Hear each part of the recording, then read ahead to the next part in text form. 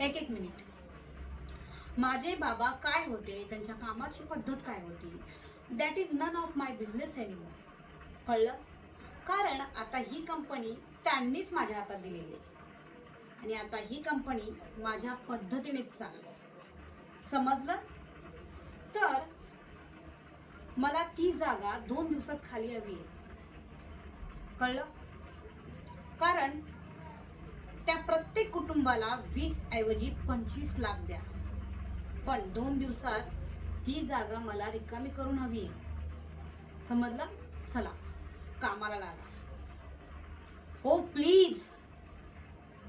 माझ्या कंपनीत तुमच्यासारख्या अशा मूर्ख मॅनेजर मला अजिबात जागा नाहीये. कळलं?